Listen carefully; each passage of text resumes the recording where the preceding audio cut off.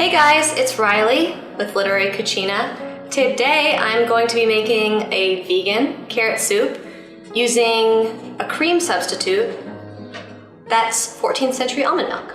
So if you've seen me make the almond milk, then you already know how to do that. If not, there's an episode where I prepare that, so you should watch it. To start, I'm just gonna have to prep a bunch of carrots, 5 cups worth, which is basically an entire bag. I've got this really pretty 2-pound bag from Whole Foods 365, which is where you can get organic on a budget. I'm just gonna cut the tops and bottoms off. And then their discs are fine. I don't want them to be huge, because I want them to cook until they're soft within around 25 minutes. Whenever I'm cutting carrots, I like to take a break right in the middle and give some to my dog because they're healthy and they're one of her favorite things. So that's what I'm gonna do right now.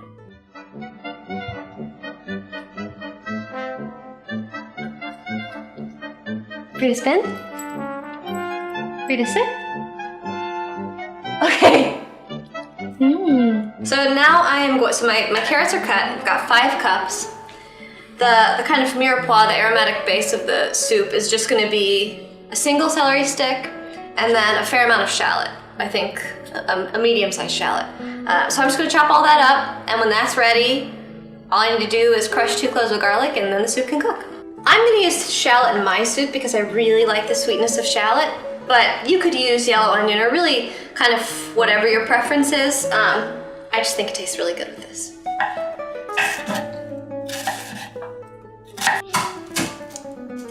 So if you don't know this method, it is the bomb. It's the best way of getting your garlic started for mincing.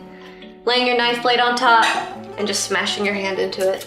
It's really easy to peel after you do that. All right, now that everything's chopped, I am going to just kind of cook the shallot and celery in olive oil and butter until they're soft and a little bit aromatic, so like 5 minutes at a low heat. And I'm gonna use a tablespoon of olive oil and a tablespoon of butter and heat those until they're mixed before I put the vegetables in.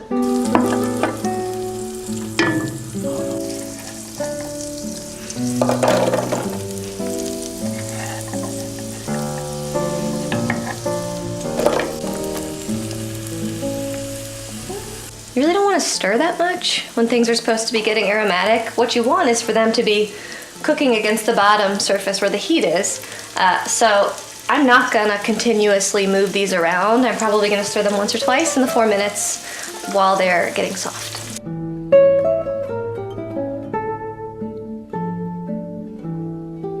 So now I'm gonna add the garlic and 1 tablespoon of dry thyme, and I'm literally only gonna cook this until I can smell the garlic, which is like maybe 1 minute, because you really don't want garlic to get bitter.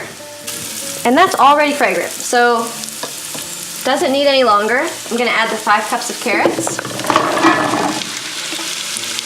I'm gonna add 3.5 cups of water. If I had vegetable stock, I would add 2 cups of liquid stock. I don't. I have vegan chicken cubes, which are really good. So I'm gonna add 2 of those in and then 2 cups of water for them to dissolve in as well. Then I'm gonna crank up the heat.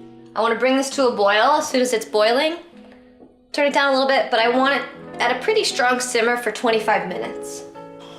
All right, so this is boiling. I'm gonna turn it down to a medium-high heat and leave it to simmer for 25 minutes. My carrot soup's been cooking for 25 minutes, so I'm gonna remove it from the heat and put it into another large-sized bowl because I'm gonna use an emulsion blender to make it creamy.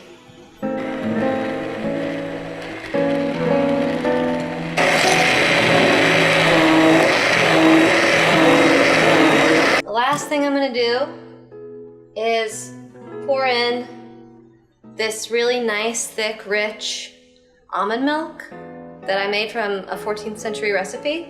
I'm using it in lieu of dairy cream. And then I'll kosher salt to taste.